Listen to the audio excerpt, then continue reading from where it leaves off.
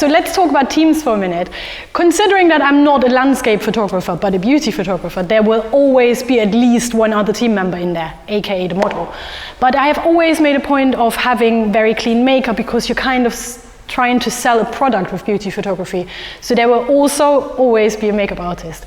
And from there on, you can expand. You can have a hairstylist on set, you can have wardrobe styling, a nail artist, however elaborate you want to make this.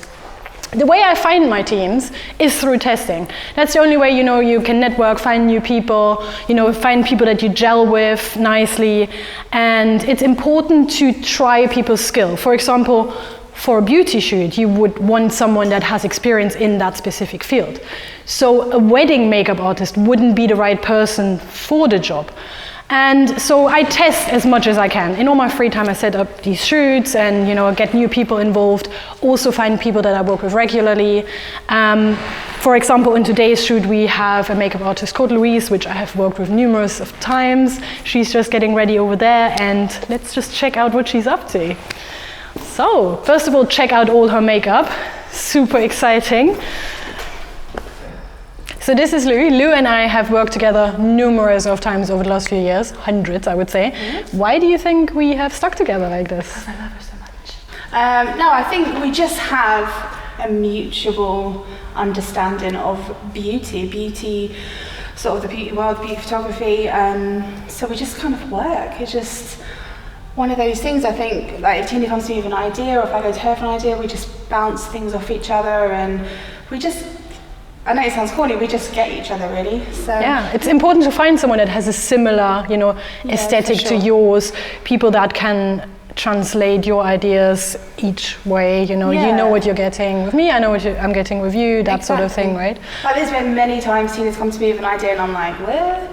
And then it turns out to be like our greatest images, so, and vice versa, I'll say something to her and she'll be like, what? And then we just get each other and I suppose we make each other's ideas come to life, really.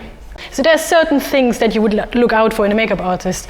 The obvious ones like professionalism, punctuality, but there's things that people overlook a lot of times, like hygiene. And it's really important to find people where that priority is as high as it is for you. Mm-hmm. So for example, I'm sure you've got some horror stories there. Like, why do you think hygiene is so important for a makeup artist to have? Well, I mean, you got to understand, if Tina or yourself are getting professional models from model agencies, that is their profession, that's their job. So if you are unhygienic and you've got a makeup artist that's got a dirty kit, dirty brushes, and they use their stuff on that model then gets an eye infection, that model then can't work. That modelling agency is going to go to Tina and moan. So, that could hinder getting models in for the future. So it's really important to know that your makeup artist is hygienic. It sounds very basic, but it is very important. It's really important to find a team. Obviously, find a makeup artist that you don't have to worry about that. So obviously, me and Tina have worked together for a number of years now. She doesn't have to worry about that. She knows that my kit is always clean. It's not a factor that she has to worry about. Yeah, but it is a factor people do overlook. That could ruin your reputation, pretty much. So it's important to find people that have standards that are on your level as well. And it has happened to people that I've worked with in the past who have had that happen, and it has ruined their career. Like, people don't forget stuff like that, so it's really important. Exactly. Well, I'm going to leave you to it to finish off. And speaking about team members, a lot of people ask me how to, reach out to other creatives, how to find people to collaborate with. And it sounds a little bit intimidating and scary, and people think that they have to reach out to agencies. But it is as simple as a post on Instagram or a status on Facebook. There's enough groups out there that are looking to network with like-minded people in the business.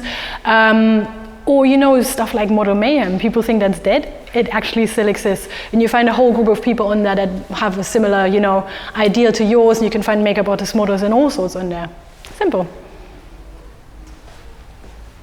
So this is Lana, our stylist. I have already had a little peek at that rail, and it looks exciting. What did you get for us today, and why? So I've gone along with a lot of the autumn winter trends, which one of the biggest ones is like rust and like different colours of brown.